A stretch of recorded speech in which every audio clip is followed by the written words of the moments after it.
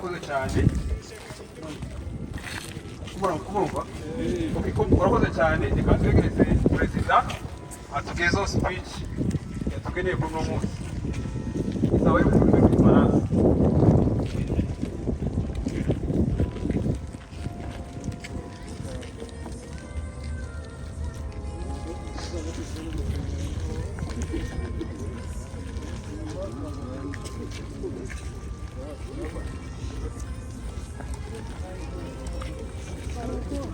We need justice. Justice. Burundi stop supporting Wazalendo. Stop supporting Wazalendo. Burundi stop support Wazalendo. Burundi stop support Wazalendo. Murakoze cyane. Twagira ngo tubashimire abari aha bose babashije kuza ngo tubashe gufatikanya kwamagana leta y'u Burundi. Just want to thank you guys for everyone who is showing up for protesting about the government of Burundi that is given by Mulenge. Dushimira buri muntu wese yabashe kuboneka kugira ngo tubashe kwamagana. We thank for everyone who taking time to be here. Kuko mubizi wese abari aha, as you know, everyone who is here, n'abadukurikira hirya no hino ku isi, and those who are following us around of the world. Nyuma yaho leta y'u Burundi ifatikanyije na leta ya Congo, as you know, the government of Burundi with the government of Congo, bashize imbaraga hamwe zo gukomeza kutwica. We put together the power of killing Banyamulenge. Zabaye ngombwa ko tubinyuje muri gakondo hirya no hino ku isi. It is necessary that we need. Zabaye ngombwa ko binyuza muri gakondo ko dusaba za mutualite hirya no hino ku isi ko tugomba kwamagana Abarundi na leta ya Congo. It was necessary to communicate to all community of Banyamulenge that is living in the world. Dushimiye ababikoze bamagana muri manifestation, muri za space, no mu zandiko zitandukanye. We thank you for all those that has been already do this protester, for those that has been doing protest on social media, for the niyo mpamvu n'uyu munsi twabaye ngombwa ko duhurira hano kugira ngo twamagane n'Abarundi basigaye muri ho plateau si iwabo ko bagomba kumanuka bagataha iwabo. And that's why we congregate here for today for this protester to protest that the army of Burundi that is in Congo to go back in their country. Dusaba ubutabera kuko ibyaha badukoreye hamwe na leta ya Congo, turacyafite imfungwa zigomba kuva mu magereza atandukanye, kandi usaba ko ubutabera bugomba gukora kugira ngo abadukoreye ibi bose bagomba guhanwa.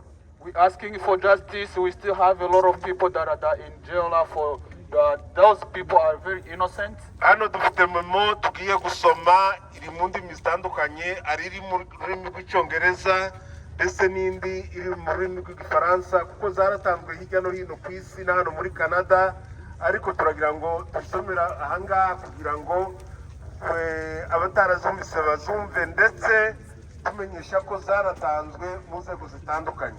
Yeah, we have a speech that I will be speaking right here with our president of our community. He's going to read that in French, and he's gonna be. There's another person who's gonna read that in English.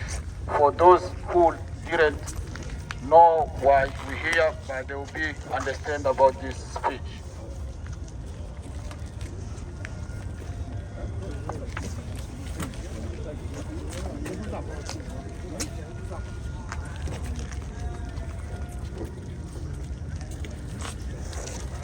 Muri hangana gatoya, you just have to be patient for a little bit.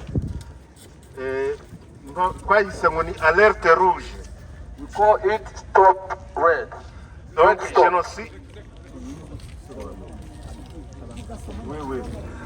Génocide là en escalade à Minembwe, est de la République démocratique du Congo. Excellence, nous écrivons avec la plus grande urgence pour alerter la communauté internationale au sujet d'un génocide en cours contre la population civile Banyamulenge sur le haut et moyen plateau Fizi, Itombe, Uvira, Sud Kivu, en République démocratique du Congo.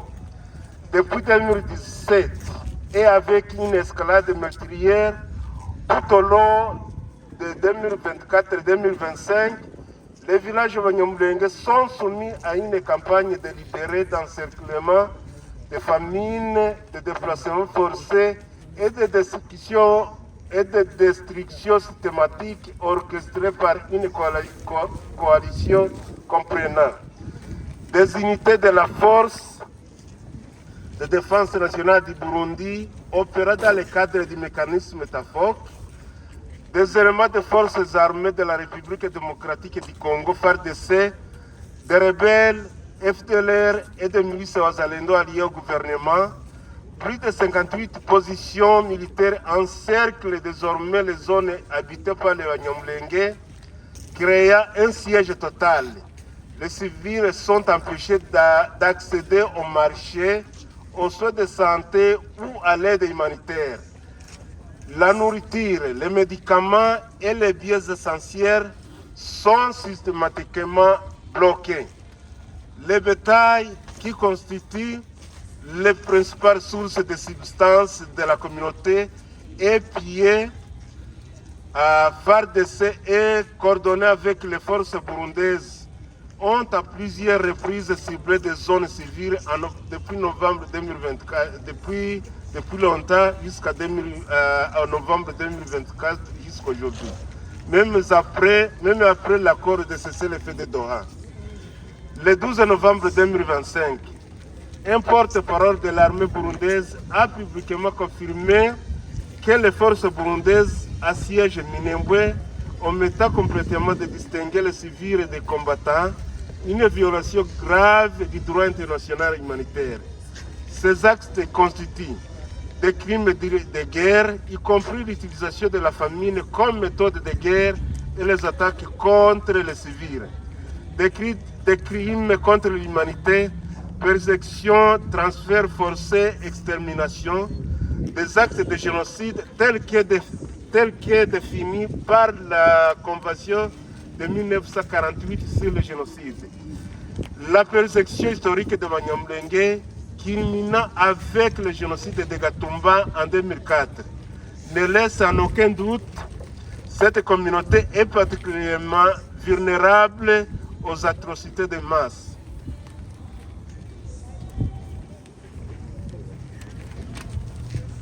Nous exigeons de toute urgence les actions suivantes dans les 15 jours. Dans les 15 jours qui suivent ou qui restent. Levée immédiate et vérification du siège armé total et du blocus humanitaire imposé par les forces burundaises, FDN, les FARDC et leurs miliciens alliés sur les communautés Mulenge. Retrait immédiat dans les zones où il reste dans les hauts plateaux de Minembwe. Déploiement d'une mission internationale indépendante de surveillance parce que nous voulons la justice. Ouverture d'une enquête internationale indépendante, sanctions ciblées, suspension de toute coopération et assistance militaire. Nous restons disponibles pour fournir preuves détaillées, témoignages des victimes pour les actes de crimes qu'ils ont faits. Le peuple Mulenge demande justice et une protection immédiate conformément au droit international. Je vous remercie.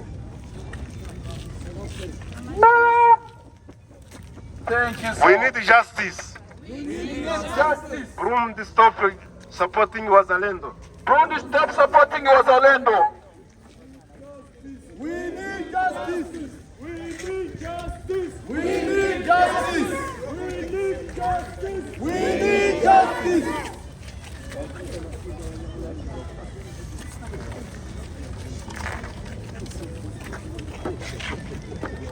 We are writing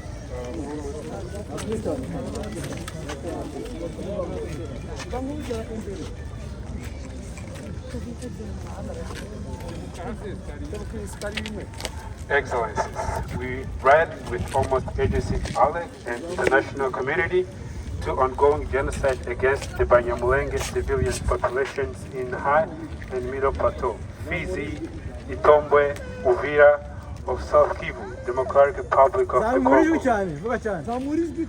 Since 2017 and with letter of escalations throughout 2004 and 2015, 2025.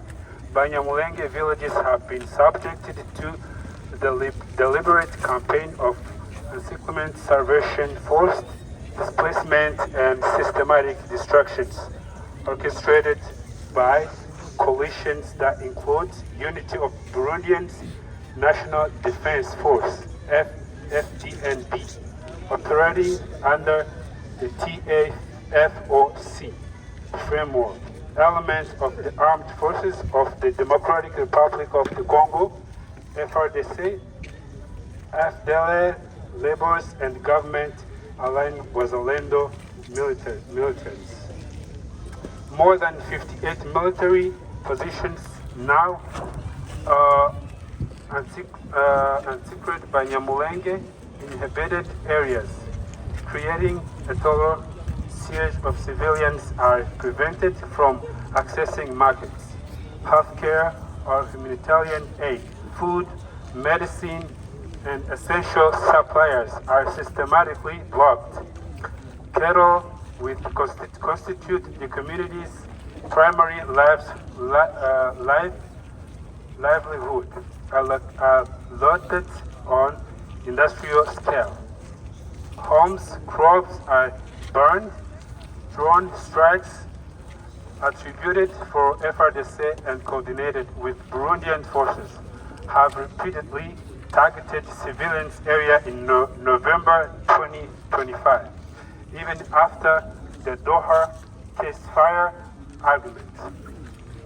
On the 12th November 2025, Burundian armed spokesman publicly confirmed that Burundian forces are designed Minembwe openly, failing to distinguish between civilians and combatants, a grave violation of international humanitarian law. This act constitutes war crimes, including starvation as a method of warfare and attacks on civilians, crime against humanity, persecutions, forcible transfer, extermination, act of genocide as defined by the 1948 Genocide Convention.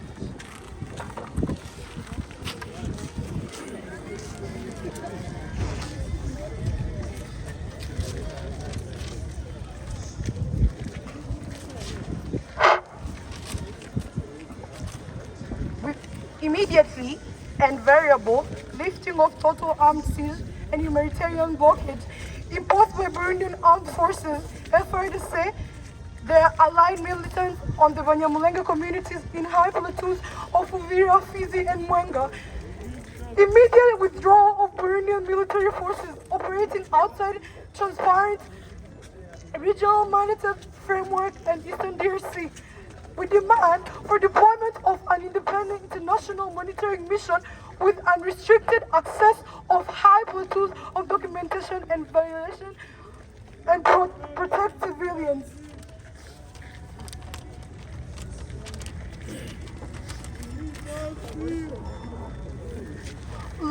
We also demand for a launch of an independent international investigation into allegations of war crimes against humanitarian and genocide. There are target sanctions as air freeze and travel bans against section Burundian and Congolese military officers credibly implicated the siege of and attacks, suspension of military cooperation, assistance with units involved in the violation. The warning signs are unmistakable. Delay will measure thousands of additional civilians' lives lost. We remain available to provide detailed evidence, victim witnesses, testimonies, and coordinates of any demand body. The Banyamulenge people demand justice and immediate protection under international law. Thank you.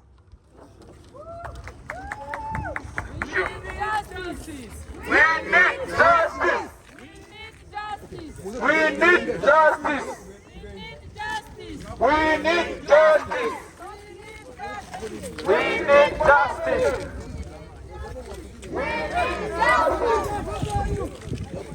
Follow me, follow me, follow me. Stop.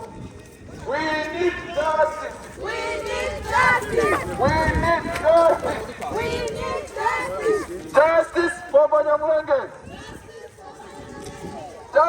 for Banyamulenge.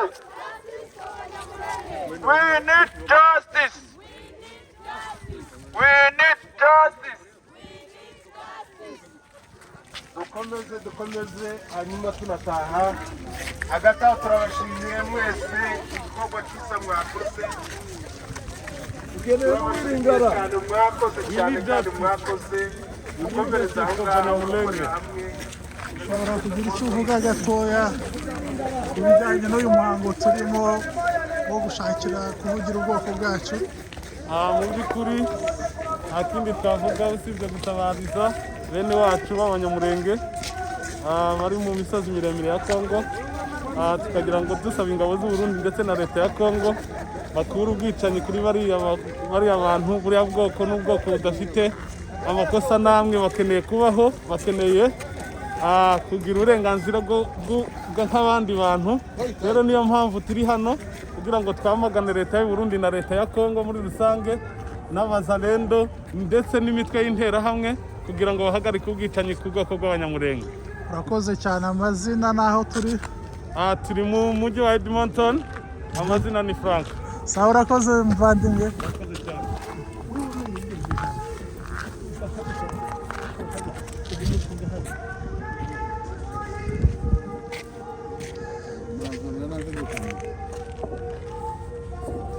Wagira icyo uvuga gato nawe ku bijyanye n'uyu muhango turimo?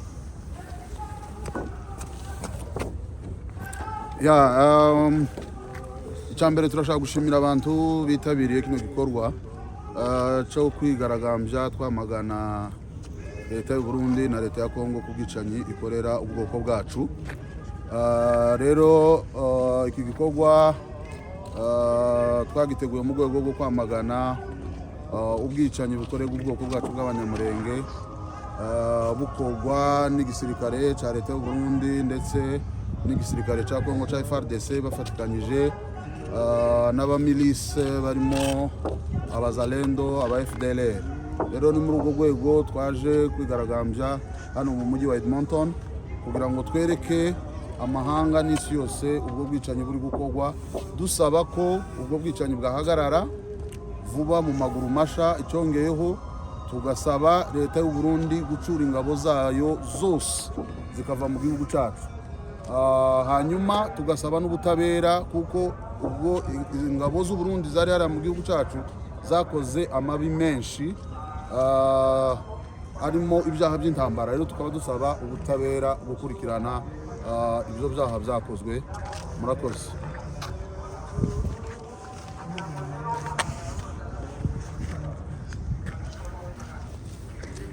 Nk'uko mubibona rero turi mu mujyi wa Edmonton mu gihugu cya Canada, aho turi mu muhango wo kugira ngo tuvugire ubwoko bwacu. We need justice for Banyamulenge, aho turimo turasaba ingabo z'u Burundi kugira ngo zive muri Kongo hanyuma tubone amahoro. Aho turi hose nawe ushobora kuba voice of Mulenge, ushobora kugira icyo uvuga kugira ngo amahoro aboneke mu gihugu cyacu. So we all need Save Mulenge. Save Mulenge.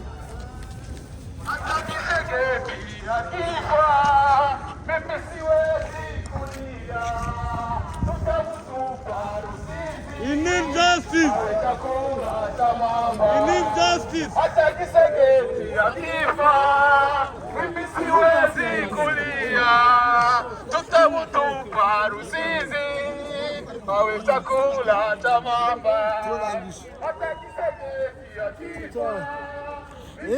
We need justice. We ntacyo uvuga ku bijyanye n'uyu muhango turimo?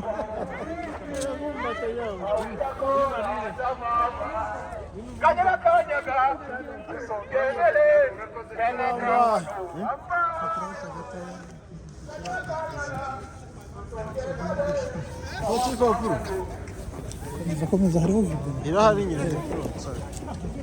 Isengesho ry'umunsi tujya gutanga isengesho ry'umunsi uko twabihize bumvira n'isoko. Rero turi muri uyu muhango wo kugira ngo tuvugire umurenge cyangwa se tuvugire abantu.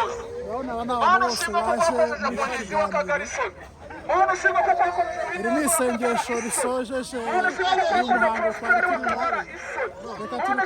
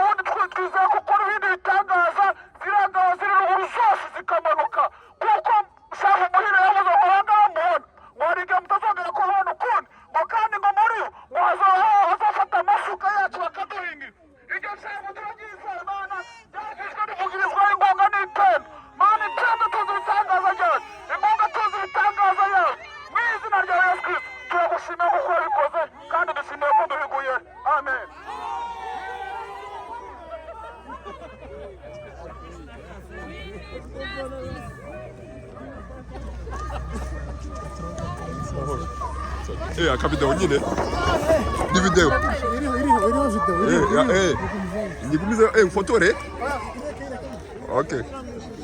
Nk'uko mubibona rero uyu muhango turawushoje, twari turimo kugira ngo tugire ubwoko bwacu bw'abanyamurenge.